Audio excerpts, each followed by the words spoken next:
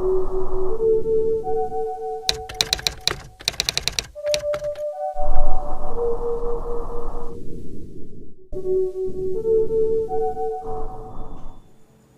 हमारा देश 59वां शिक्षक दिवस मना रहा है, जो 1962 से 5 सितंबर के दिन श्री सर्वपल्ली राधाकृष्णन जी के जन्मदिन के दिन मनाया जाता है। आज इस शिक्षक दिवस के उपलक्ष्य पर हम सारे शिक्षकों का अभिनंदन करते हुए महान कवि कबीरदास जी की 2 पंक्तियां प्रस्तुत कर रहे हैं। गुरु गोविंद दो खड़े काके लागू पाए, बलिहारी गुरु आपने गोविंदियो बताए। कबीर जी ने अपने दोहे के माध्यम से गुरु की अहमियत को समझाया है। जहाँ ईश्वर हमारे लिए सर्वोपरि है, वहीं ईश्वर के बारे में बताने वाले भी गुरु हैं। इसलिए जब ईश्वर और गुरु दोनों एक साथ सम्मुख खड़े हों तो हमें पहला सम्मान गुरु को ही देना चाहिए। पर आज की कहानी एकदम अलग है। जहाँ स्टूडेंट्स आज टीचर्स को इम्पोर्टेंस नहीं देते, वहीं आज सारा टीचर वर्ग अपने प्रोफेशन से परेशान है। जहां आज प्राइवेट या गवर्नमेंट ऑर्गेनाइजेशंस स्कूल में एडमिशन्स के नाम पे डोनेशंस डिमांड कर लूट रहे हैं, वहीं हर एक मिडिल क्लास फैमिली इस बात से परेशान है कि वो अपने बच्चे का फ्यूचर बनाए या अपने घर का खर्च चलाए। आज एजुकेशन ऑर्गेनाइजेशंस ने एजुकेशन सिस्टम को एजुकेशन बाजार बना डाला है, जहां एडमिशन और सर्टिफिकेट्स एजुकेशंस के नाम पे बेचे जा रहे हैं। वहीं एक तरफ हमारे देश के होनहार स्टूडेंट्स पैसे की कमी के कारण एडमिशन नहीं ले पा रहे हैं, और गौर करने वाली बात यह है कि किसी स्टूडेंट ने अगर लोन लेकर एडमिशन ले भी ली और अपनी मेहनत के दम पर डिग्री हासिल कर ली, तो आपको पता है वो डिग्री किस चीज़ की है?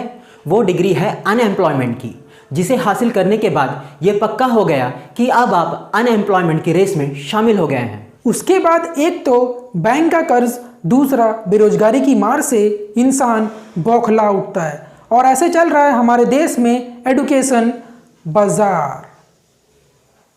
अगर ऐसा ही चलता रहा तो आपको क्या लगता है कैसा होगा हमारे आने वाले कल का भारत? एजुकेशन मिनिस्ट्री के डेटा के अनुसार भारत में 65% बच्चे सरकारी स्कूल में पढ़ने जाते हैं। अब जरा उन सरकारी स्कूल टीचरों का हाल देखिए। JUNGU क्या हुआ? जनवरी। नालंदा लिखा गया। अब भविष्य कैसे लिखे थे आप? ये आपका उज्जवल है। एक मिनट, ये आप उज्जवल लिखे हैं, ये क्रांतिकारी लिखे और ये महाराष्ट्र लिखे। और इसमें पढ़ने वाले बच्चे कैसे होते हैं ये देखिए। ज्योग्राफी, म्यूजिक और पॉलिटिकल साइंस। कौन science? Political science. Political science वो क्या होता है? नया सब्जेक्ट हम सुन रहे, क्या चीज़ है? खाना बनाने के बारे में। पॉलिटिकल साइंस में खाना बनाने में बताया जाता है। तो जहां हमारी सरकार बेटी बचाओ बेटी पढ़ाओ का नारा देते नहीं थकती, वहीं सरकारी स्कूल का हाल देखा आपने। और हमारी सरकार ये कहती है कि ऐसी सरकारी सुविधाओं से हमारे देश के बच्चों का भविष्य उज्जवल होगा। बात आज से लगभग 3 महीने पहले की करें तो आप लोगों को याद होगा उत्तर प्रदेश के एक सरकारी स्कूल की एक टीचर, जिसके नाम से 25 स्कूलों में अवैध रूप से टीचर्स पढ़ा रहे थे। और मज़ेदार बात यह थी कि ये सारी धांधली सरकार के नाक के नीचे चल रही थी। और ना जाने किस तरह की धांधलियाँ आज भी सरकार के नाक के नीचे चल रही हैं। अगर ऐसा ही चलता रहा तो आपको क्या लगता है कैसा होगा हमारे आने वाले कल का भारत? आज हमारे देश का भविष्य हमारे हाथों में है। आपको अपने बच्चों को सर्वप्रथम ये शिक्षा देनी होगी कि वो अपने टीचर्स की रिस्पेक्ट करें और उनका कहना माने। इतना ही नहीं, हाई अथॉरिटीज़ टीचरों के ऊपर इतना दबाव बनाती है कि वो सिर्फ सिलेबस ही कंप्लीट करे, फिर चाहे स्टूडेंट्स ने कुछ सीखा या ना सीखा, उससे किसी को कोई फर्क नहीं पड़ता। आपको क्या लगता है इस पूरे सिस्टम में कमी कहाँ है?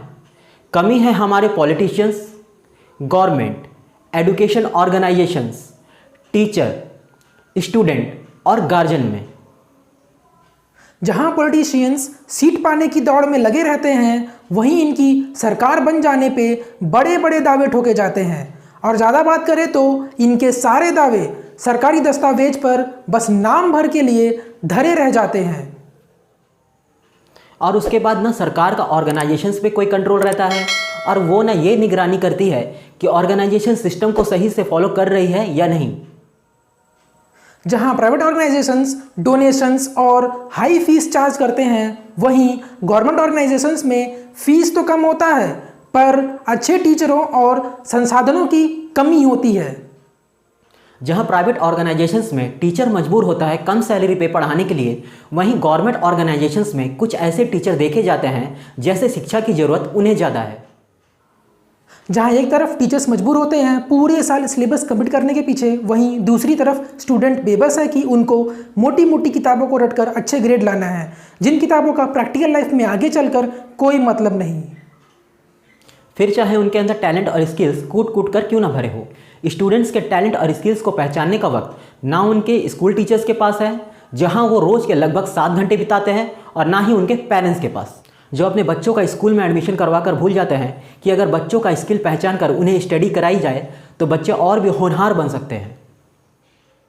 अगर आप सभी को हमारी ये जानकारी पसंद आई हो तो हमें और हमारे चैनल को अपना प्यार देना ना भूलें, और ऐसे ही महत्वपूर्ण मुद्दों पर जागरूक होने के लिए देखते रहें हमारा चैनल गो वेल।